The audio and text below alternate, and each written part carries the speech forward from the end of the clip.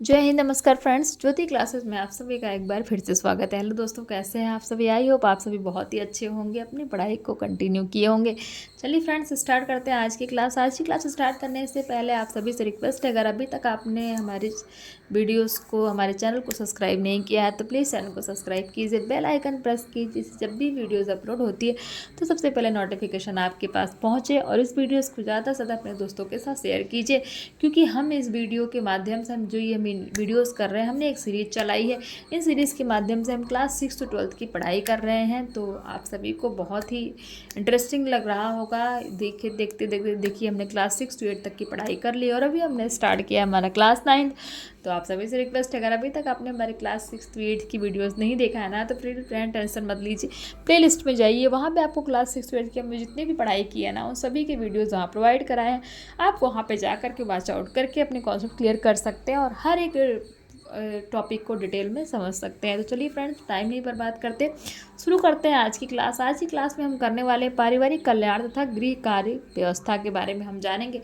But इसको start करने से पहले हमने प्रीवियस क्लास में क्या पढ़ा था वो देख लेते हैं फ्रेंड्स। तो प्रीवियस क्लास में हमने पढ़ा था पारिवारिक आय तथा गृह कार्य व्यवस्था के बारे में हमने पढ़ा था। फिर हमने उसमें देखा था पारिवारिक आय का अर्थ क्या होता है। नेक्स्ट हमने देखा था पारिवारिक आय के प्रकार क्या होते हैं। फिर पारिवारिक आय के साधन क्या क्या होते हैं। तो पारिवारिक आय के साधन में फ्रेंड्स हमने वेतन के रूप में, पेंशन के रूप में, मजदूरी के रूप में, ब्याज के रूप में, बोनस के रूप में, लगान या किराए के रूप में, रॉयल्टी के रूप में, पैतृक संपत्ति के रूप में, यानी कि इन सभी पॉइंट्स के माध्यम से हमने समझा था कि पारिवारिक आय के साधन कौन कौन से हैं। यानी कि जो परिवार को एक आय, एक धनराशि प्राप्त होती है, उसके कौन कौन से साधन और किस किस माध्यम से प्राप्त हो सकती है। तो आई होप आपका एक बार फटाफट क्विक रिवीजन हो गया। शुरू करते हैं आज की क्लास। देखते हैं परिवार कल्याण तथा गृह कार्य व्यवस्था। आधुनिक परिप्रेक्ष्य में परिवार कल्याण की अब परिवार व्यवस्था का प्रमुख उद्देश्य है। परिवार कल्याण हेतु तो निम्नलिखित कार्यों का ध्यान रखना चाहिए। नंबर 1, परिवार के आकार को नियंत्रित करना ही परिवार कल्याण नहीं, बल्कि मानवीय जीवन के प्रत्येक पक्ष को गुणात्मक दृष्टिकोण से उत्तम बनाना परिवार कल्याण की आवश्यक शर्त है। नंबर 2 में है बच्चों के सर्वांगीण विकास के लिए शिक्षा की उत्तम व्यवस्था के साथ साथ परिवार के अन्य सदस्यों का मनोरंजन भी आवश्यक है। नंबर 3 में चारित्रिक एवं नैतिक विकास भी परिवार कल्याण के अंतर्गत सम्मिलित है। नंबर 4 है पारिवारिक संबंधों में कटुता एवं तनाव परिवार कल्याण के लक्ष्य को पूरा करने में बाधक का कार्य करती है। इसलिए प्रत्येक परिवार को चाहिए कि वह समाज में मधुर संबंधों को विकसित करे, क्योंकि इसी से परिवार के कल्याण की अंतिम लक्ष्य को प्राप्त किया जा सकता है। इस प्रकार के उद्देश्यों की प्राप्ति के लिए अभिभावकों को जागरूक होना पड़ता है, क्योंकि बच्चों या किशोर किशोरियों शिक्षा एवं स्वस्थ मनोरंजन से वंचित रह जाएं तो उनका प्रतिकूल प्रभाव परिवार कल्याण पर पड़ता है। तो ये देखिए, ये 4 पॉइंट्स हमने देखे और ये कुछ आपको एक नोट के रूप में दे रखा है, पढ़ लेते हैं। परिवार के प्रत्येक सदस्य का संतोषजनक एवं सुखी होना तथा अनिवार्य व सुविधाजनक आवश्यकताओं की पूर्ति के साथ निर्धारित कार्य व्यवस्था संबंधित निर्धारित लक्ष्यों की प्राप्ति परिवार कल्याण के अंतर्गत आता है। तो आप इसको देख सकते हैं, इम्पॉर्टेंट है, थोड़ा नॉलेज के लिए बढ़िया रहेगा। नेक्स्ट हम देखते हैं परिवार का आकार तथा गृह कार्य व्यवस्था। भी हमने देखा परिवार कल्याण तथा गृह कार्य व्यवस्था। अब हम देख लेते हैं परिवार का आकार तथा गृह कार्य व्यवस्था। गृह कार्य व्यवस्था प्रत्यक्ष रूप सदस्यों की संख्या से प्रभावित होती है, क्योंकि घर के कार्य परिवार के सदस्यों द्वारा किए जाते हैं। यदि परिवार में सदस्यों की संख्या अधिक होगी तो कार्य भी बढ़ जाते हैं, परंतु कार्यों की समस्त सदस्यों के बीच विभाजित कर दिया जाए तो समस्त कार्य सरलता से पूर्ण हो जाते हैं। ये सही है। इसके विपरीत कम संख्या वाले परिवार में कार्यों की उचित रूप से करने की आवश्यकता है, क्योंकि कार्यों के अनुरूप सदस्यों की संख्या कम होती है। परिवार के सदस्यों की संख्या के अनुरूप परिवार के 2 प्रकार के स्वरूप होते हैं। नंबर 1, एकाकी परिवार तथा संयुक्त परिवार। तो हम देख लेते हैं 2 तरह के परिवार हैं, कौन कौन से, एकाकी और संयुक्त परिवार होते क्या, फटाफट देख लेते हैं। नंबर 1, संयुक्त परिवार की गृह व्यवस्था कैसी होनी चाहिए। संयुक्त मतलब जो ज्वाइंट फैमिली होती है, और एकाकी मतलब जिसको हम क्या कहते हैं, न्यूक्लियर फैमिली कहते हैं। देखते हैं, इसमें परिवार के सदस्यों की संख्या अधिक होती है, जिसके अंतर्गत 2 या 2 से अधिक पीढ़ियों के सदस्य साथ साथ रहते हैं। सदस्यों की संख्या की अधिकता होने के बावजूद भी संयुक्त परिवार में गृह कार्य व्यवस्था उत्तम नहीं होती। इसका मुख्य कारण यह है कि संयुक्त परिवार में सदैव ही कुछ सदस्य अपने दायित्वों का निर्वहन नहीं करते हैं और ऊपर से विभिन्न तनाव एवं संघर्ष से संबंधित रहते हैं। लेकिन समझदारी, सूझबूझ, ईमानदारी और व्यवस्थित रूप से परिवार के सभी सदस्य अपनी जिम्मेदारी के हिसाब से गृह कार्य करें तो गृह कार्य व्यवस्था उत्तम प्रकृति की होगी। इसी क्रम में निम्नलिखित बातों का ध्यान रखना आवश्यक है, यानी कि एक संयुक्त परिवार की जो गृह कार्य व्यवस्था उसको सही तरह चलाने के लिए किन किन बातों का ध्यान देना चाहिए, देखते हैं। नंबर 1 है, गृह कार्य व्यवस्था का आवंटन सदस्यों की योग्यता, क्षमता एवं शक्ति के अनुरूप करना चाहिए। जैसे एक शारीरिक रूप से कमजोर व्यक्ति को यदि कठोर कार्य दिए जाए तो उसका स्वास्थ्य क्या होगा, बिगड़ सकता है। नंबर 2 में है, परिवार के सदस्यों में कार्य का विभाजन उनकी रुचि के अनुसार ही किया जाना चाहिए ताकि कार्य क्या हो, कुशलता पूर्वक संपन्न हो। आप सभी को पता है जिस काम में हमारी रुचि होती है, हमारा इंटरेस्ट होता है, वो काम हम बहुत आसानी से और बहुत कम टाइम में कर लेते हैं। नंबर 3 है, कार्य विभाजन ठीक प्रकार से किया जाना चाहिए ताकि किसी एक पर अत्यधिक कार्यभार ना पड़े। नंबर 4 में है, प्रत्येक व्यक्ति को उसके उपयुक्त समयानुसार ही कार्य सौंपा जाना चाहिए ताकि कार्य शीघ्र व समय पर पूरा हो जाए। तो ये फ्रेंड्स कुछ जो है हमें इन बातों का ध्यान रखना चाहिए कहाँ पे, संयुक्त परिवार की गृह व्यवस्था बनाए रखने के लिए। नंबर 2 देख लेते हैं, एकाकी परिवार की गृह कार्य व्यवस्था को कैसे चलाया जा सकता है। एकाकी परिवार में सदस्यों की संख्या कम होती है। एकाकी परिवार में पति पत्नी एवं अविवाहित बच्चे रहते हैं। कभी कभी एकाकी परिवार में पति पत्नी के माता पिता भी साथ रहते हैं। आधुनिक समय में एकाकी परिवार के प्रचलन में क्रमशः वृद्धि देखने को मिलती है।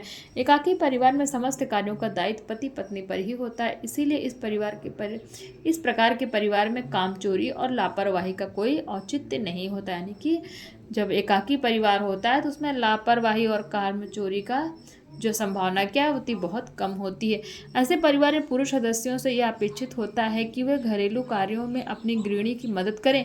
एकाकी परिवार में समय और श्रम की बचत के समस्त उपायों को बदल दिया जाता है, जैसे छोटे बच्चों को शिशु गृहों में रखना, कपड़ों की धुलाई लॉन्ड्री से करवाना, भोजन में डिब्बा बंद सामग्रियों की अधिकता और घर की साफ सफाई एवं रख रखाव के लिए नौकरानी आदि को रखना। तो ये इस तरह के जो हमारा एकाकी परिवार है वहाँ पे इस तरह से काम को किया जाता है। अतः यह कहा जा सकता है कि परिवार की सदस्य संख्या का गृह कार्य व्यवस्था पर गंभीर प्रभाव पड़ता है।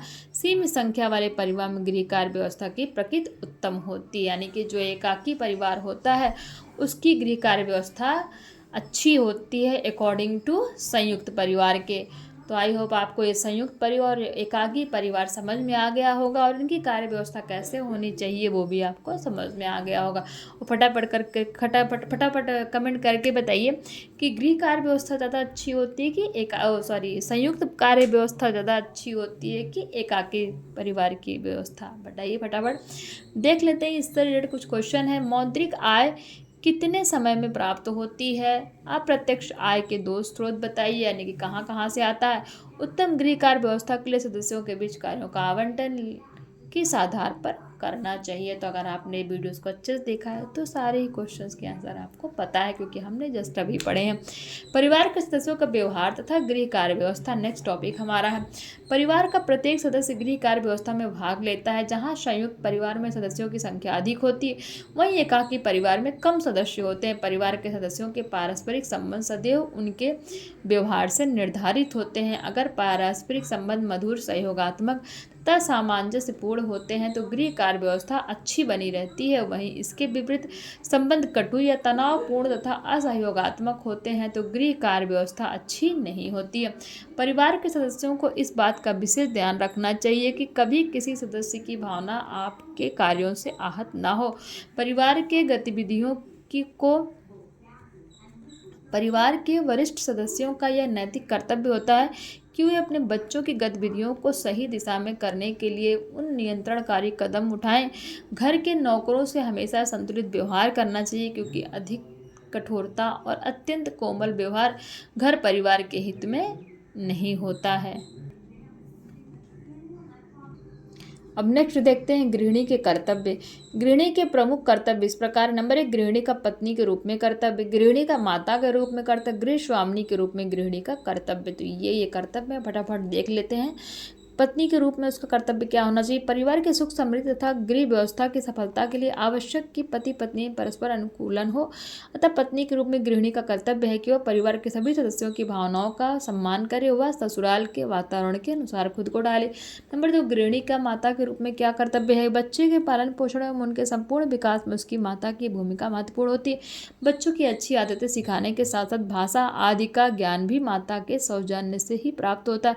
बच्चों की महत्वपूर्ण एवं प्राथमिक शिक्षिका की भूमिका भी माता की ही होती है। अतः गृहिणी का माता के रूप में कर्तव्य है कि वह बच्चों के चरित्र निर्माण के साथ साथ उनके नैतिक विकास में भी महत्वपूर्ण भूमिका निभाए। गृह स्वामिनी के रूप में गृहिणी का क्या कर्तव्य देख लेते हैं। नंबर 1 है संबंधियों के प्रति व्यवहार। अपने व्यवहार से सभी संबंधियों को संतुष्ट रखना गृहिणी का एक प्रमुख कर्तव्य। सभी सगे संबंधियों से स्नेह, सौहार्द एवं मधुर संबंध घर परिवार के हित में होता है। नंबर 2, गृह कार्यों की योजनाबद्ध व्यवस्था। गृहिणियों के लिए यह अनिवार्य होता है कि वे अपने दैनिक कार्यों को व्यवस्थित ढंग से करें, जिससे सभी कार्य उचित समय पर पूरे हो जाए। नंबर 3, वस्त्रों की व्यवस्था। परिवार के सभी सदस्यों के वस्त्रों की खरीदारी के साथ सिलाई आदि का दायित्व भी गृहिणी पर होता है। इसके साथ वस्त्रों की धुलाई, मरम्मत एवं रख रखाव आदि करना भी गृहिणी के कर्तव्य होते हैं। नंबर 4 है भोजन की व्यवस्था। उपलब्ध बजट में परिवार के सदस्यों के लिए उत्तम एवं पौष्टिक भोजन की आपूर्ति का दायित्व भी गृहिणी के हिस्से का महत्वपूर्ण कार्य है। भोजन को संतुलित बनाने के लिए उसे स्वच्छ एवं उत्तम विधि से बनाने का कार्य भी गृहिणी करती है। भोजन एवं अन्य खाद्य सामग्री का समुचित संग्रह एवं संरक्षण भी गृहिणी का दायित्व है। नंबर देख लेते हैं किसमें 6 में क्या है। नंबर 5 में गृह अर्थव्यवस्था तथा पारिवारिक बजट। परिवार की समृद्ध बच्चों को स्वास्थ्य एवं उच्च पारिवारिक स्तर आदि गृहिणी की इस बात पर निर्भर करता है कि उसके बजट की संरचना कैसी है, वह बचत की ओर ध्यान देती है या नहीं, या फिर विभिन्न महत्वपूर्ण मदों में कैसा आवंटन करती है, जिससे प्राथमिकता का पता चलता है। परिवार की आय के अनुसार बजट का निर्माण गृहिणी का प्रमुख कार्य है। नंबर 6 में देखते हैं बाजार से आवश्यक वस्तुओं की खरीद। घर परिवार के लिए आवश्यक वस्तुएं आदि की खरीद का दायित्व गृहिणी का होता है। वस्तुओं की उचित मूल्य पर खरीदारी करना एक कला है और यह अपेक्षित है कि गृहिणियां इसमें निपुण हों। नंबर 7 है सुखद वातावरण बनाए रखना। घर का वातावरण इस बात पर निर्भर करता है कि गृहिणी अपने दायित्व का निर्वहन कैसे कर रही है। गृहिणी के व्यवहार में कमी होने से एक सुखी परिवार आंतरिक कला का केंद्र बन जाता है। खासकर संयुक्त परिवार में गृहिणियों का दायित्व और अधिक महत्वपूर्ण हो जाता है। इसलिए यह आवश्यक है कि गृहिणियां अपनी कुशलता का परिचय देते हुए बड़ी से बड़ी समस्या को सुलझाने और घर की सुख शांति बनाए रखें। अतः वास्तविकता यह है कि जिस घर परिवार में गृहिणियां अपने कर्तव्यों को अच्छी तरह निर्वहन करती हैं, वह घर परिवार सुख समृद्धि की चरम अवस्था की ओर अग्रसर होता है। तो फ्रेंड्स, ये था हमारा जो है चैप्टर 3 जो कि कंप्लीट हो गया है। आई होप ये आपको समझ में आया होगा। चलिए इसमें जितने भी इंपॉर्टेंट पॉइंट्स हैं उसको अध्याय एक नज़र के माध्यम से देख लेते हैं। हमने फर्स्ट पढ़ा गृह कार्य व्यवस्था क्या होती है, देख लीजिए आप। वह योजनाबद्ध क्रिया है जिसके अंतर्गत निर्धारित लक्ष्यों को प्राप्त करने का निर्देश दिया जाता है। पारिवारिक कार्यों के संदर्भ में गृह कार्य व्यवस्था के अंतर्गत घर परिवार संबंधित समस्त कार्यों को व्यवस्थित एवं सुनियोजित ढंग से पूरा किया जाता है। तो ये है हमारी गृह कार्य व्यवस्था। फिर हमने देखा गृह कार्य व्यवस्था में सहायक कारक क्या, उचित योजना का निर्धारण, परिवार के सदस्यों का गृह कार्य व्यवस्था में सहयोग, गृह कार्य से संबंधित सही विधियों का ज्ञान, अच्छे तथा पर्याप्त भौतिक साधन उपलब्ध होने तथा अनुभव आदि, ये क्या है गृह कार्य व्यवस्था में सहायता करते हैं। कार्य व्यवस्था पर कुप्रभाव डालने वाले कारक, इसमें सूझबूझ का अभाव, आवश्यक साधनों की कमी तथा पारिवारिक कला शामिल होती है। कार्य व्यवस्था में धन, श्रम एवं समय की बचत के लिए विभिन्न सहायक उपकरणों का उपयोग बढ़ाना चाहिए, जैसे cooker, mixer grinder, refrigerator, toaster, विद्युत स्टोव, माइक्रोवेव आदि। जीवन के प्रत्येक क्षेत्र में व्यवस्था का एक महत्वपूर्ण स्थान है, जिसके अंतर्गत निर्धारित लक्ष्यों को सरलता से प्राप्त किया जा सकता है। पारिवारिक आवश्यकताओं की पूर्ति में, उत्तम पारिवारिक वातावरण बनाए रखने में, श्रम विभाजन में, उत्तम गृह व्यवस्था में, उत्तम स्वास्थ्य में तथा रहन सहन के स्तर को उत्तम व उन्नत बनाने में सहायक है। नेक्स्ट देखते हैं गृह कार्यों का वर्गीकरण। गृह कार्यों की प्रकृति के अनुसार गृह कार्यों का वर्गीकरण दैनिक, सप्ताह, मासिक, वार्षिक, सामयिक और आकस्मिक कार्यों के रूप में किया गया, यानी कि 6 तरह के कार्य होते हैं। गृह कार्य, जो कि हमने इनको वर्गीकृत किया है। गृह कार्य व्यवस्था का पारिवारिक आय से घनिष्ठ संबंध होता है।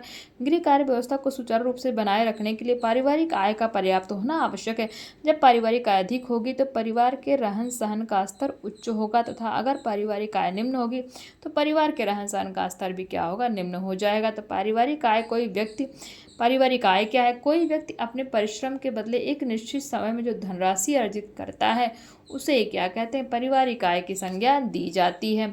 पारिवारिक आय के दो भागों में बांटा गया है, मौद्रिक आय व अप्रत्यक्ष आय, जो हमने पढ़ा। पारिवारिक आय विभिन्न साधनों द्वारा भिन्न भिन्न रूपों से प्राप्त होता है, जैसे वेतन के रूप में, पेंशन के रूप में, मजदूरी के रूप में, ब्याज के रूप में, बोनस के रूप में, लगान या किराए के रूप में, रॉयल्टी के रूप में तथा पैतृक संपत्ति के रूप में। परिवार के प्रत्येक सदस्य का संतोषजनक व सुखी होना तथा अनिवार्य व सुविधाजनक आवश्यकताओं की पूर्ति के साथ निर्धारित कार्य व्यवस्था संबंधित निर्धारित लक्ष्यों की प्राप्ति परिवार कल्याण के अंतर्गत आता है। परिवार के सदस्यों में कार्य विभाजन सदस्यों की योग्यता, क्षमता व शक्ति के अनुरूप ही किया जाना चाहिए, जो गृह कार्य व्यवस्था के लिए क्या है, महत्वपूर्ण है। अभिरुचि देख लेते हैं। अभिरुचि से तात्पर्य किसी व्यक्ति के किसी कार्य को सीखने की रुचि एवं योग्यता से है। यह मुख्यतः एक व्यक्तिगत गुण होता है। उत्तम गृह कार्य व्यवस्था बनाए रखने के लिए सदस्यों के बीच कार्यों का आवंटन उनकी अभिरुचि के अनुसार ही होना चाहिए। गृहिणियों के पत्नी, माता और गृह स्वामिनी के रूप में विभिन्न कर्तव्य होते हैं। पत्नी के रूप में गृहिणी का कर्तव्य है कि वह परिवार के सभी सदस्यों की भावनाओं का सम्मान करे, वह ससुराल के वातावरण के अनुसार खुद को ढाले। गृहिणी का माता के रूप में कर्तव्य है कि बच्चों के चरित्र निर्माण के साथ साथ नैतिक विकास में महत्वपूर्ण भूमिका निभाए, जो कि उसका मुख्य दायित्व है। घर की वास्तविक गृह स्वामिनी के रूप में स्त्रियों को गृह व्यवस्था महत्वपूर्ण निभानी होती है। गृह व्यवस्था के रूप में गृहिणी का कर्तव्य संबंधियों के प्रति व्यवहार, घर के दैनिक कार्यों की व्यवस्था, वस्त्रों का संबंध एवं व्यवस्था, भोजन की व्यवस्था, घर की अर्थव्यवस्था, बजट, बाजार से वस्तु की खरीदारी तथा घर में सुख शांति बनाए रखना आदि। तो फ्रेंड्स, ये था जो है हमारा अध्याय एक नज़र में कि हमने पूरे अध्याय में क्या पढ़ा। आई होप आपको ये समझ में आया होगा। वीडियो अच्छी लग रही हो तो प्लीज़ चैनल को सब्सक्राइब कीजिए, बेल आइकन प्रेस कीजिए और इस वीडियो को ज़्यादा से अपने दोस्तों के साथ शेयर कीजिए। और हाँ फ्रेंड्स, नेक्स्ट क्लास में हम करेंगे इसी से रिलेटेड, ये जो हमने चैप्टर किया इसी से रिलेटेड हम कुछ क्वेश्चन आंसर्स करेंगे। तो तब तक के लिए जय हिंद, नमस्कार। हंसते रहिए, मुस्कुराते रहिए, एक दूसरे की हेल्प करते रहिए। मिलते हैं नेक्स्ट क्लास में।